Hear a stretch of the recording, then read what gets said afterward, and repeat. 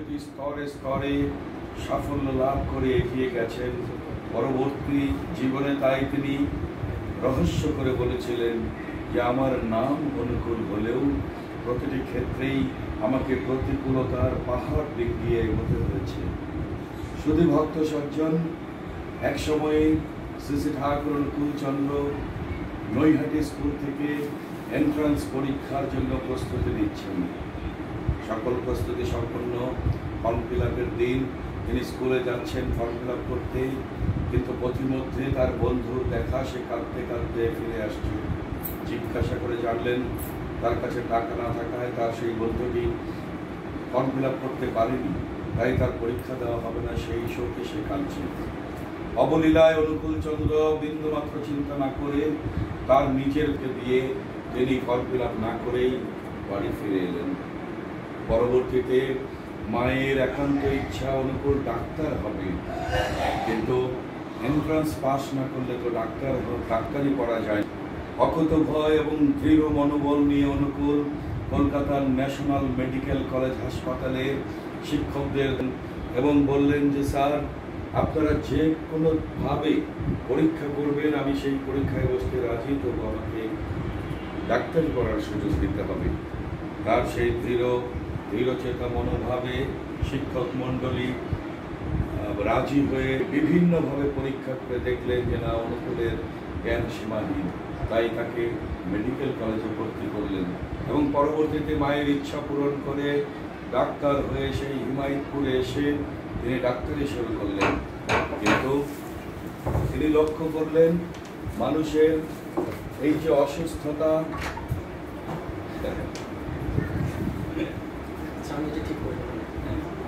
তিনি লক্ষ্য করলেন মানুষের এই অসুস্থতার মূল হলো মন।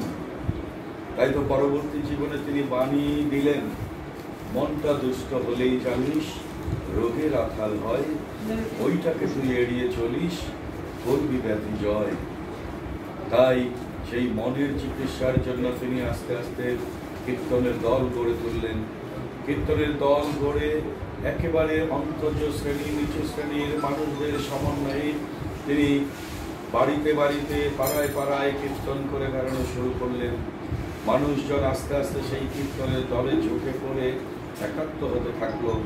ক্রমে তার এই কীর্তনের কথা, তার সেই কীর্তনের মধ্যে ভাব সমাধিস্থ হওয়ার কথা এবং সেই ভাব সমাধিস্থ অবস্থায় বাণী প্রদানের কথা দিক দিগন্তে ছড়িয়ে পড়ল।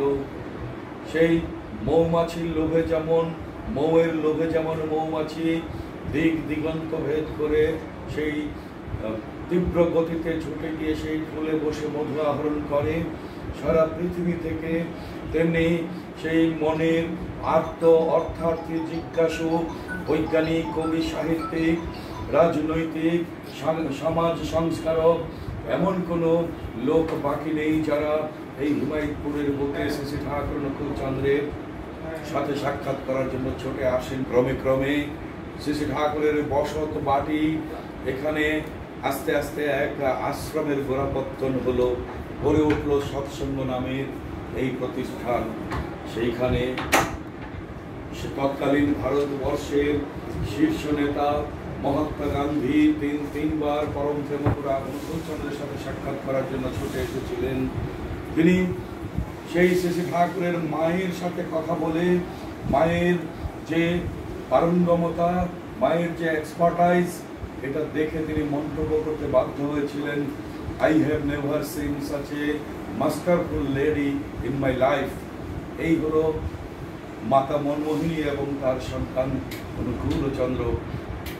দেশবন্ধু চিত্তরঞ্জন দাস শ্রী শ্রী ঠাকুরের মন্ত্র শিষ্য ছিলেন। নেতাজি সুভাষচন্দ্র বসু বেশ কয়েকবার এই হিমায়তপুরে বেশ কিছুদিন কাটিয়েছেন।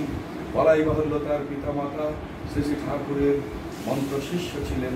এমনি করে তৎকালীন ভারতবর্ষের শীর্ষস্থানীয় ব্যক্তিবর্গ শ্রী শ্রী ঠাকুরের দীক্ষায় দীক্ষিত হয়ে তাদের জীবনকে এই আদর্শে অনুপ্রাণিত করে তারা সেই চলনায় চলেছেন। শুধু ভক্ত সজ্জন, পরম পিতার এই তীর্থভূমি থেকে আমাদের আকুল আহ্বান, আমরা জানি শ্রী শ্রী ঠাকুর অনুকূল চন্দ্র মানব জাতির মুক্তির দূত। তিনি তার সৎসঙ্গের উদ্দেশ্য সম্পর্কে বলতে গিয়ে বলেছেন, সৎসঙ্গ চায় মানুষ। সে বোঝে না হিন্দু, সে বোঝে না মুসলমান, সে বোঝে না খ্রিস্টান, সে বোঝে না বৌদ্ধ, সে বোঝে প্রত্যেকেই তাঁরই সন্তান। সে সকলকে আনত করে তুলতে চায় সেই একে। সে পাকিস্তানও বোঝে না, হিন্দুস্তানও বোঝে না, রাশিয়াও বোঝে না, চায়নাও বোঝে না, ইউরোপ আমেরিকাও বোঝে না। সে চায় প্রত্যেকে আনত করে তুলতে সেই তারই পাদপদ্মে। এই হলো সৎসঙ্গের মূল সূত্র। শ্রী শ্রী ঠাকুরের যেমন সনাতন ধর্মাবলম্বী শিষ্য আছে, তেমনি ইসলাম ধর্মাবলম্বী, খ্রিস্ট ধর্মাবলম্বী, বৌদ্ধ ধর্মাবলম্বী কথা মানুষ, অনেক মানুষ তার এই দীক্ষায় দীক্ষিত হয়ে তাদের ঠাকুরের প্রচার কার্য চালিয়ে চলেছেন। শুধু ভক্ত সজ্জন শ্রী শ্রী ঠাকুরের বিভিন্ন কথোপকথনের মাধ্যমে ভক্তদের সেই কথোপকথন রেকর্ড করার মধ্য দিয়ে 150টির মতো পুস্তক রচিত হয়েছে।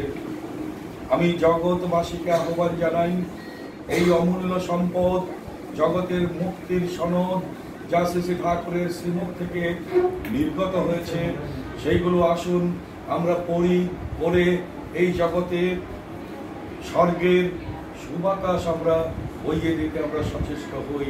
এবং শুধুমাত্র শ্রী শ্রী ঠাকুর অনুকূল চন্দ্রকে চর্চা করলেই সেটা সম্ভব হতে পারে।